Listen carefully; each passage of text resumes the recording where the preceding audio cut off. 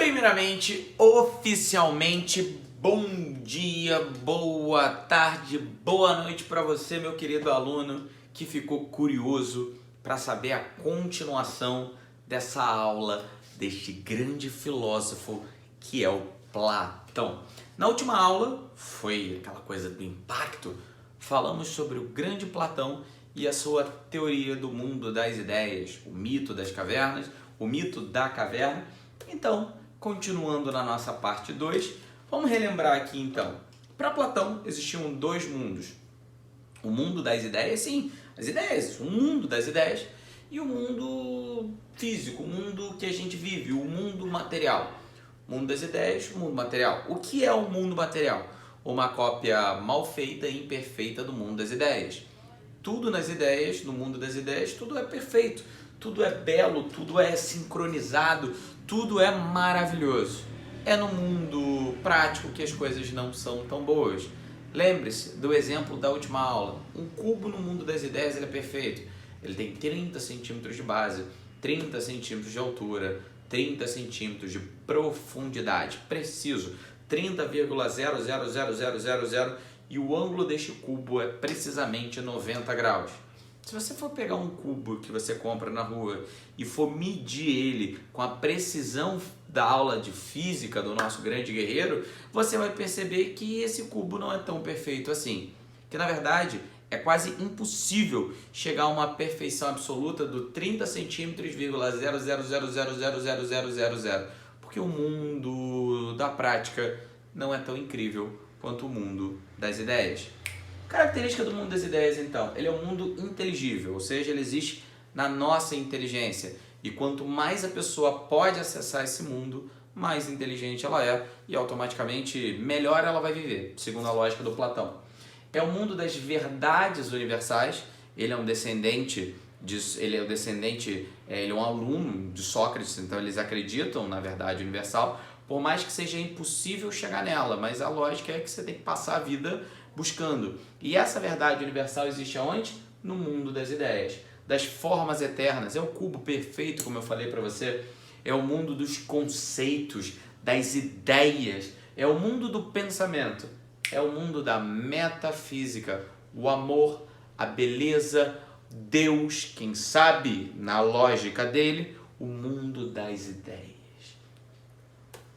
O mundo material é o mundo sensível. Por que sensível? Que você sente. É o mundo da visão, do tato, do cheiro. E para ele esse mundo era o quê? Imperfeito. Os sentidos são ilusões. Lembra o cara da caverna? Eles viam sombras e achavam que sombra era verdade. Então a lógica dele é o seguinte: se você tentar viver pelo que você sente, você vai estar enganado. Então o Platão ele acredita sempre na ideia, na busca da perfeição do mundo das ideias. As ilusões não, o mundo sensível é de ilusões, é o mundo dos prazeres. As pessoas que buscam o prazer acima de tudo, para ele, são pessoas menores. Platão era muito aristocrático, ele dividia as pessoas entre as que buscavam o mundo das ideias e as que não buscavam. As que não buscavam ele considerava pessoas de menor categoria. É o mundo das degenerações, é o mundo que se perde, é o mundo que não se forma, é o mundo errado, segundo Platão. É a cópia imperfeita no mundo das ideias. É o mundo da física. Se você não gosta de física, você falou, é verdade, professor, o mundo da física é imperfeito mesmo. Claro, não física pela matéria física, mas é o mundo da natureza. Então existem esses dois mundos. E o resto do que eu vou falar para Platão é a busca do ideal, do perfeito. Platão não é o cara que pensa no que pode ser. Não. Para Platão existe o certo e o errado. Existe o perfeito. Existe o que pode ser refletido e o que não pode ser refletido. Tá, vamos lá. Platão foi um grande homem que vai analisar moral e ética. A filosofia ela é repleta do termo moral e do termo ética. E cada filósofo vai ter a sua reflexão sobre o assunto. Professor, qual a diferença entre a moral e a ética? Tá, a moral é aquilo que a gente faz no dia a dia, são os costumes. Eu vim dar aula para você, presta atenção, e eu estou com camisa polo e estou com calça. É assim que normalmente eu vou dar aula para você. Quando eu não estou com uma camisa polo, eu estou com uma camisa do curso. Quando eu não estou com uma camisa polo nem uma camisa do curso, eu tô, sei lá, com uma camisa social, sempre utilizando calça. Você nunca me viu dar aula para você de bermuda, porque isso é uma moral, isso é um hábito. É um hábito no mundo que nós vivemos, de uma mentalidade eurocêntrica. É civilizado usar roupa e considerado incivilizado não usar. Não é à toa que é com pouca roupa que é sexy, né? Certo? Então, o trabalho, o civilizado, o ideal é você usar roupa, e quanto mais formal esta roupa, considerado melhor. Isso é uma moral. É uma verdade? É uma verdade para quem segue. Se a gente vivesse numa tribo indígena, seria uma outra moral. Se a gente estivesse vivendo na Índia, talvez eu estivesse dando aula para você com aquela bata indiana que parece um vestido. De novo, é uma outra moral. As nossas leis, os nossos costumes, as nossas ações habituais são pautadas na moral. E moral, então, é o que foge desse critério. Se eu ficar pelado na rua, é imoral, porque quebra a lei. A ética não. A ética é a nossa capacidade de refletir sobre os assuntos. Você já percebeu que era o assunto preferido de Platão. É a nossa capacidade de refletir sobre a moral, é a nossa capacidade de refletir sobre os valores. O que é bondade? O que é amor? O que é beleza? Atinge o que nós conhecemos como ética. É um assunto complexo. Só para você ter uma noção, no grego, a diferença entre moral e ética, a palavra é ethos. Ethos. O com acento fechado, moral, com acento agudo, ética. Para você ver como é muito parecido. De uma forma geral, o que é a ética, além das virtudes? A ética é como você reflete. A moral, então, como você age perante o grupo, a sociedade. Muito bem, perfeito. Cada filósofo a gente vai trabalhar. Qual é a ética de Platão? A famosa ética platônica. A ética de Platão é o seguinte: desejo é algo negativo. É um mundo sensível. Por exemplo, presta atenção. Você é casado. Você está feliz, você tem seu namorado, sua namorada. Você ama seu namorado, sua namorada. O mundo das ideias está muito claro. É o amor da minha vida. Eu vou casar, vou ser mãe, vou ser pai, vou ter vários filhos. Mas você acaba rompendo esse elo, perdendo o seu amor por uma traição. O que fez você trair? O que fez você perder esse caminho do que seria perfeito? Um desejo. Então, para Platão, o corpo te engana, os desejos enganam. A boa vida não é a vida que você vive pelos desejos. Você não é, sabe aquela coisa dos filósofos pré-socráticos, sabe aquela coisa dos sofistas? Se você tem uma vontade, faça. Para Platão, não. Para Platão, a vida, você tem que viver uma vida ética. Presta atenção, como assim uma vida ética? Eu mereço beber tanto? É correto eu beber tanto? Para que eu preciso beber? Para que eu preciso prevaricar? Joga depois no Google para você ver o que é prevaricar, que eu não vou falar. Não preciso. Preciso viver, não preciso. Presta atenção, eu preciso racionalizar os desejos. A boa vida não é a vida que eu vou e faço e dane-se. A boa vida é a vida que é refletida. Eu preciso racionalizar os desejos. Eu preciso buscar os valores universais, aqueles que só são possíveis de se acessar no mundo das ideias. Você está compreendendo Platão? Buscar os valores universais, que eu acabei de falar. E Platão, ele trabalha uma coisa interessante na sua ética, que é a ética ontológica.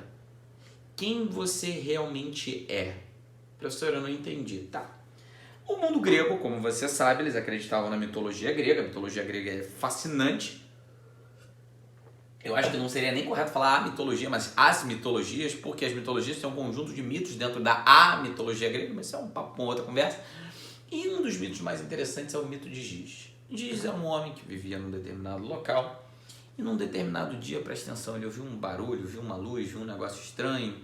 E ele viu um cemitério, um negócio assim, e ele abriu aquela cova, né? Ele viu um lugar diferente e ele viu uma escada. Ele viu uma escada, uma coisa, né? Ele abriu um buraco, ele viu uma escada, ele foi descendo, curioso, né? Você também talvez faria o mesmo. E ao chegar lá, ele viu um túmulo de um gigante. E ele falou, caraca, vamos abrir para ver o que tem. Você abriria um túmulo de um gigante? Então, tem gente que é curiosa, tem gente que não. Ele abriu e viu um lindo anel. E ele pegou aquele lindo anel, colocou no dedo.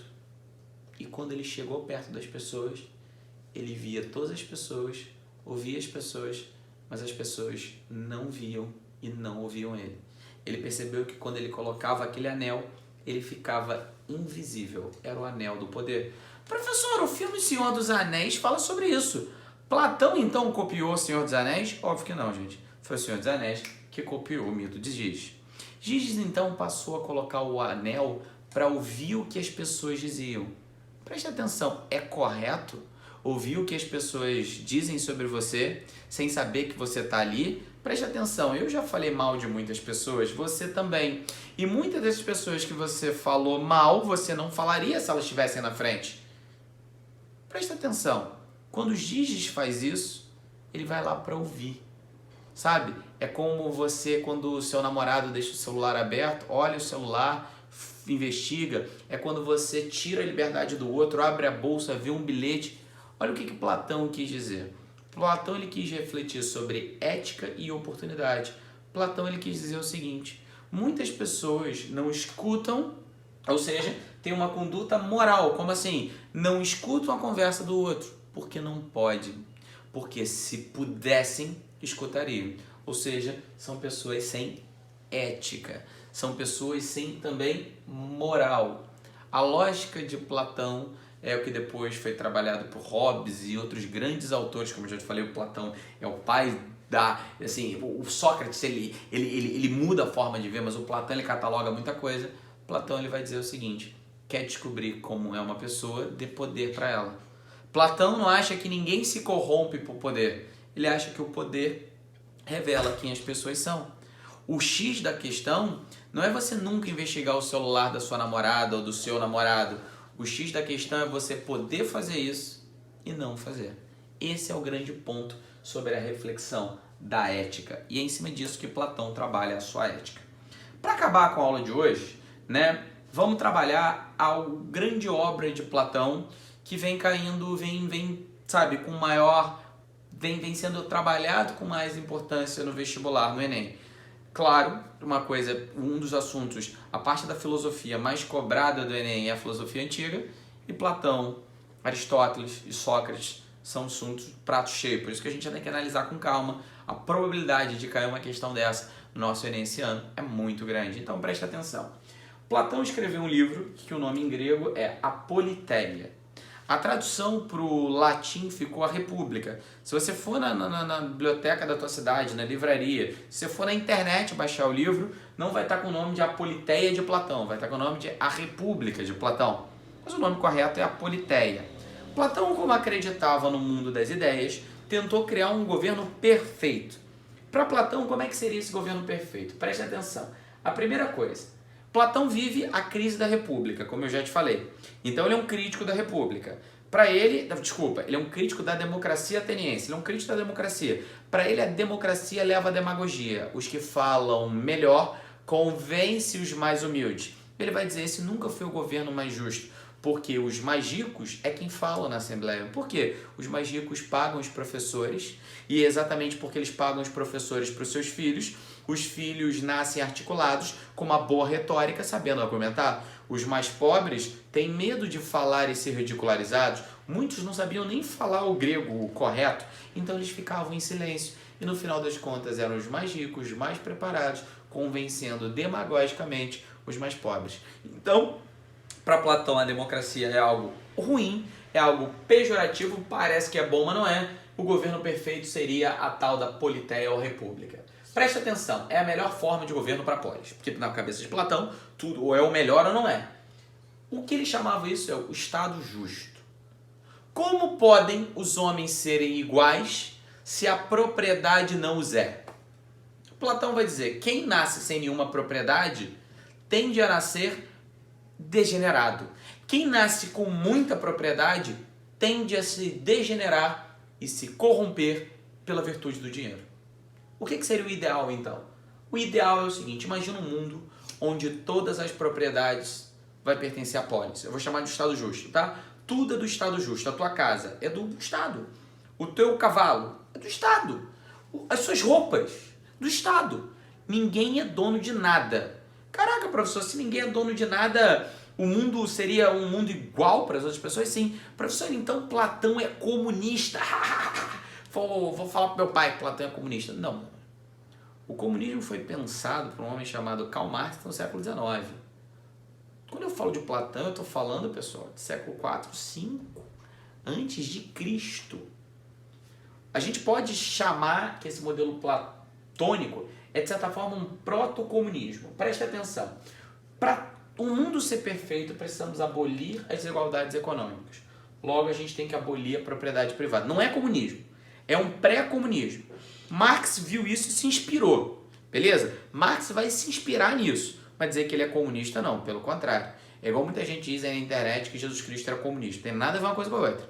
Nada a ver. Jesus Cristo pregou a igualdade, ponto. Se Marx, cara, quase 2000 anos depois foi falar de igualdade, não significa que Jesus, que veio antes, era comunista. Talvez que Marx tenha se inspirado em Jesus Cristo. Talvez que Marx tenha se inspirado em Platão. Tudo bem, agora, porra, dizer que Cristo ou que Platão era comunista, não, né, gente? Pô, o que vem, um vem primeiro, outro vem depois. Muito bem. O X da questão seria educação. Então, todo mundo seria igual nesse mundo? Não. Olha, professor, peraí. Não tem propriedade privada. Ninguém é mais rico que ninguém. Então as pessoas são iguais? Não. Não entendi, professor. Existe um outro mito grego chamado mito de Er. Er morreu. E aí quando o grego não enterra, você bota a pessoa em cima de um monte de madeira chamada de pira, que você vai, um monte de madeira que você bota fogo ali, você queima o cara, bota 2 moedas no olho dele para pagar o barqueiro, para carregar a alma, e você vai ser julgado na outra vida. Ele então acordou, contou para todo mundo que tinha do outro lado e morreu. Então o mito de Er é como é o outro mundo. Assim que as pessoas morrem, 3 juízes julgam a sua conduta na Terra. Se a sua conduta for uma conduta boa, você sobe uma escada e vai viver num bom céu. Se a sua conduta não foi boa, você desce as escadas e vai viver num mundo tipo um inferno, vamos chamar assim. Depois de muitos anos sendo recompensado ou sendo castigado, a sua alma seria jogada num grande deserto. E ali é o deserto do conhecimento. Você tem que atravessar esse deserto, passar anos nesse deserto, ter dificuldade nesse deserto, e no final do deserto você vê um grande rio. O rio Phoenix, se eu não me engano, o nome dele Styx, uma coisa assim. E aí você vê esse grande rio, presta atenção, e sentindo sede, você, claro, ia beber. E depois do rio tinha como se fosse uma cachoeira, sabe? Um precipício e você pulava. Isso seria a metáfora da reencarnação. Essa água é a água do esquecimento. E Platão dizia que existiam 3 tipos de pessoas. Presta atenção. Existiam as pessoas que assim que viram a água, beberam água demais, ficaram com a barriga cheia e pularam.